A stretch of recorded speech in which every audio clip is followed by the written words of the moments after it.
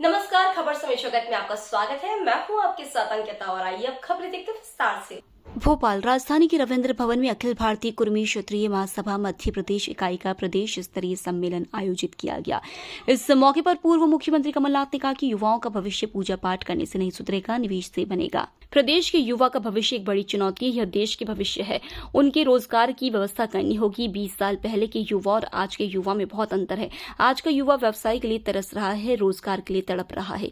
यह मध्य प्रदेश के लिए एक बड़ी चुनौती है। कुर्मी समाज के लोगों से पूर्व मुख्यमंत्री कमलनाथ ने कहा कि आपका समाज एक बुद्धिजीवी समाज है। आप गांव में हैं मगर समझदार हैं। आप कमलनाथ का साथ मत दीजिए, आप कांग्रेस का साथ मत दीजिए, लेकिन सच्चाई का साथ दीजिए और लोगों को सच्चाई बताइए। अगर आप सच्चाई का साथ देंगे तो हमारा प्रदेश सुरक्षित रहेगा, आने वाली पीढ़ी असुरक्षित रहेगी। अगर आप सच्चाई का साथ देंगे तो हमारा प्रदेश सुरक्षित रहेगा, आने वाली पीढ़ी सुरक्षित रहेगी, हमारा समाज सुरक्षित रहेगा। आज भारत ने तो 3 धर्मों को जन्म दिया। अभी मैं आ रहा हूँ, आज भगवान बुद्ध जयंती है। वहां मैं प्रणाम करके माला अर्पण करके आ रहा हूँ। तो आज अपने देश की जो संस्कृति है हमारे देश को एक रखती है। इतनी विभिन्नता, इतनी अनेकता और अपना देश एक झंडे के नीचे खड़ा है। ये आज पूरा विश्व ताज्जुब से देखता है भारत की ओर कि कैसा भारत ये है। जहां हम उत्तर जाए अलग भाषा है, दक्षिण जाए अलग भाषा है। हमारा पजामा और धोती भी लुंगी बन जाती है जब हम दक्षिण जाते हैं। ये आज भारत है और यही भारत खड़ा है उस संस्कृति पर। हमारे देश की संस्कृति जो जोड़ने की संस्कृति है, दिल जोड़ने की, संबंध जोड़ने की, रिश्ता जोड़ने की। आप भी के गांव में कितनी जातियां हैं, कितने धर्म हैं, आज ये भाईचारा है क्योंकि हम उस संस्कृति को स्वीकार करते हैं। पर जब इस संस्कृति पर खतरा होए तब एक चिंता का विषय बनता है कि किस प्रकार से आज उस संस्कृति पर हमला हो रहा है। तमिलनाडु में हिंदी का विवाद पहले भी था, हिंदी का विवाद शुरू हो गया, अखबारों में पढ़ते हैं। पंजाब में खालिस्तान के नारे लगने शुरू हुए। हम कहां जा रहे हैं? हम कैसा देश, कैसा प्रदेश आगे आने वाली पीढ़ियों को सौंपना चाहते हैं?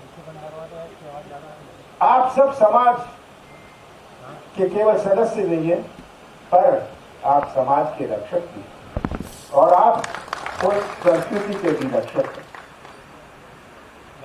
ये आज हमारे सामने चुनौती है और ये चुनौती हमें स्वीकार करनी पड़ेगी कि आप संकल्प लें कि हम अपने संस्कृति की रक्षा करें।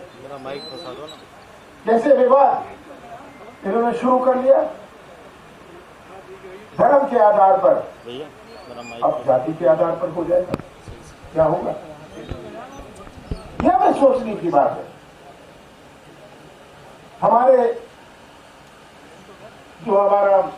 स्वप्न वो कैसे पूरा है? बहुत परिवर्तन हुआ। 20 साल पहले का नौजवान और आज का नौजवान में बहुत अंतर है। आज का नौजवान तो व्यवसाय तक के लिए तड़प रहा है, रोजगार के लिए तड़प रहा है। और ये मैं मानता हूं कि मध्य प्रदेश की सबसे बड़ी चुनौती है कि यही जो नई पीढ़ी है, हमारे नौजवान हैं, ये मध्य प्रदेश का निर्माण करेंगे भविष्य में। अगर इनका ही भविष्य अंधेरे में रहा तो कैसा निर्माण होगा मध्य प्रदेश का? अभी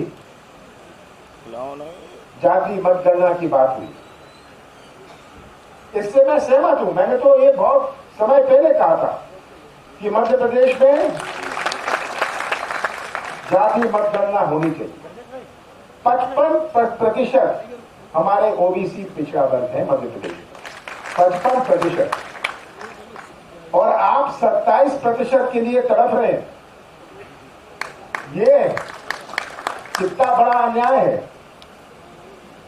अभी बिहार में कल ही हाई कोर्ट ने रोक दिया, किस कारण रोका ये मैं नहीं जानता।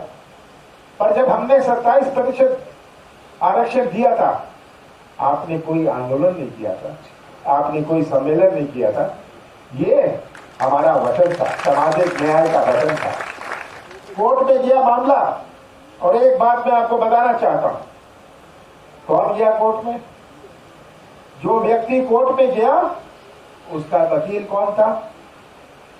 उसका वकील वो वकील था जो आज भारतीय जनता पार्टी के कोर्ट में एक पदाधिकारी है। ये कोर्ट में गया था, ये उसका वकील था।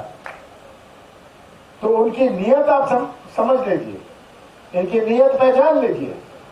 ये कोर्ट को सामने रख लेंगे, जाति मतगणना होए, आरक्षण की बात होए, कोर्ट की शक्ल दिखा देंगे।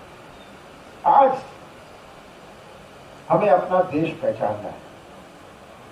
कोई ऐसा देश विश्व में नहीं है जहां इतने धर्म है। कोई ऐसा देश विश्व में नहीं है जहां इतनी भाषाएं हैं। कोई ऐसा देश विश्व में नहीं है जहां इतनी जातियां हैं। कोई ऐसा देश विश्व में नहीं है जहां इतने त्योहार हो। कोई ऐसा देश विश्व में नहीं है जहां इतनी देवी देवताएं हो। आज भारत ने तो 3 धर्मों को जन्म दिया। अभी मैं आ रहा हूं, आज भगवान लक्ष्य है कि हमारा समाज एक है। हम उस सब हमने अपना जीवन उस लक्ष्य को अपने सामने रख के काटा है। और मुझे बड़ी चिंता होती है कि आज हम अपना संविधान देखें। बाबा साहब अंबेडकर ने संविधान बनाया, ऐसा संविधान बनाया, ऐसी देश का संविधान बनाया जो पूरे विश्व में मशहूर है। एक ऐसा देश जहां इतनी अनेकता है। पर अगर संविधान गलत हाथों में चला जाए तो क्या परिणाम होगा, ये भी आपको सोचना है। ये सम्मेलन में आप आए, आपकी मांगों की चर्चा होगी, और साथ साथ आपको आसपास भी देखना है कि क्या हो रहा है। ये आज बहुत बड़ी आवश्यकता है। जैसे मैंने शुरू में कहा, हमारी सबसे बड़ी चुनौती हमारे नौजवानों की। आज का नौजवान का भविष्य कैसे सुरक्षित है? कोई पूजा पाठ करने से नहीं होने वाला। ये तो तब होगा जब निवेश आएगा, जब निवेश अपने प्रदेश में आएगा। निवेश तो तब आता है जो प्रदेश पर विश्वास करता है, जिसको सामान, अपना सामान केरल और तमिलनाडु में बेचना है, वो हरियाणा और पंजाब में अपना उद्योग लगाता है, क्योंकि प्रदेश पर विश्वास नहीं करता। आज हमारे जो सामाजिक मूल्यों का अपना देश है। हमारे आध्यात्मिक शक्ति का देश है। ऐसा कोई देश नहीं है जिसकी इतनी बड़ी आध्यात्मिक शक्ति हो।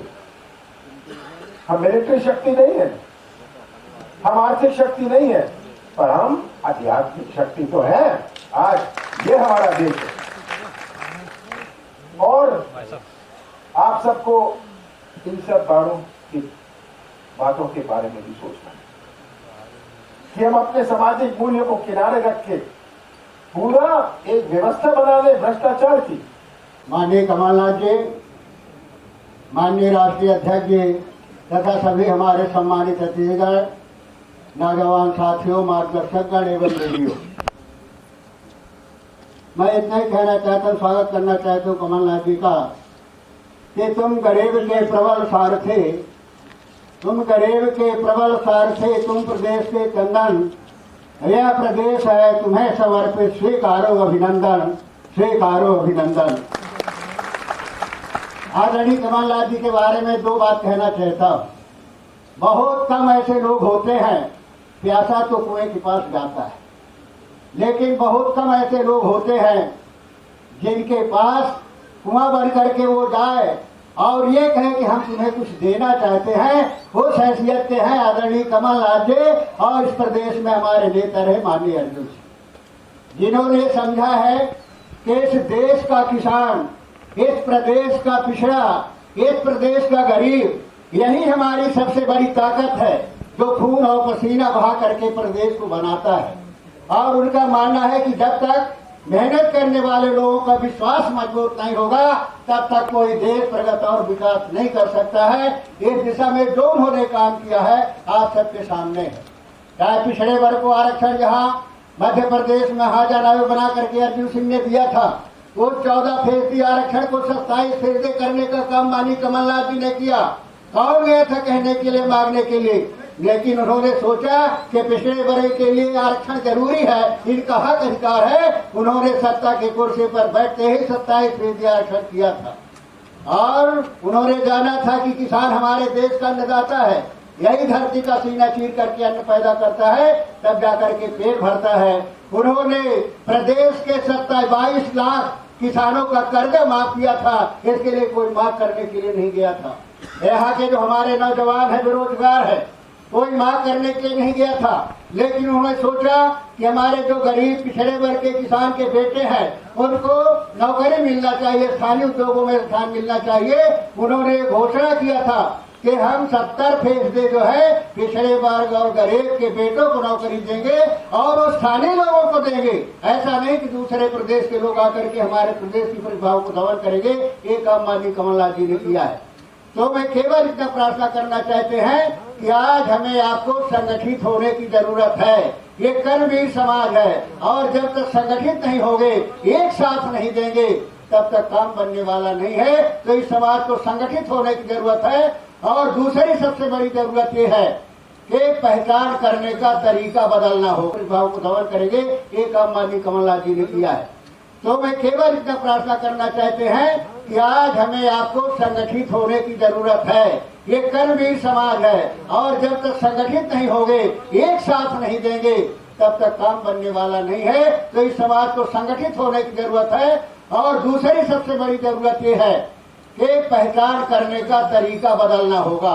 आज जो पहचान करने का तरीका सांप्रदायिक होता जा रहा है, धर्मांधता के आधार पर हो रहा है, पैसे के आधार पर हो रहा है, जात के आधार पर हो रहा है। हमें पहचान करनी होगी कि वो विचारधारा किस नेता के पास है, जिस विचारधारा पर इस देश के गरीब से गरीब का हक और अधिकार सुरक्षित है। वो विचारधारा किसके पास है, जिसके विचारधारा में देश के गरीब से गरीब का स्वाभिमान और सम्मान सुरक्षित है।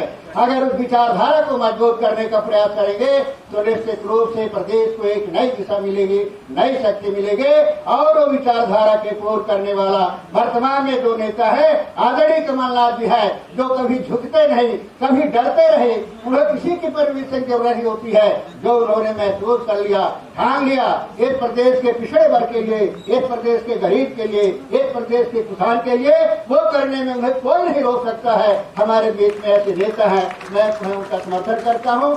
और जो मांगे उनके दिमाग पहले से है, हम मांग कर रहे हैं कि जनसंख्या के आधार पर ओबीसी की गणना जात के आधार पर होनी चाहिए। पहले से भी वो कह रहे हैं, अभी कह रहे थे कि तो हमारा इशू है, हम तो चाहते हैं कि इसके आधार पर होनी चाहिए। और जब उनके हाथ में सत्ता आएगी तो कैसे उस गणना को नहीं कराएंगे, मैं आपसे पूछना चाहता हूँ। तो हम इतना ही निवेदन करना चाहते हैं कि जो महेंद्र सिंह जी ने विज्ञापन दिया है उसका मैं समर्थन करता हूँ। अपेक्षा और इस विश्वास के साथ में निश्चित रूप से आदरणीय कमलनाथ जी के नेतृत्व में हम लोगों का सबका विश्वास मजबूत होगा। धन्यवाद। जय। खबर समय जगत के लिए संवाददाता आदित्य सराठे की report. For latest news, subscribe to our channel and press the bell icon.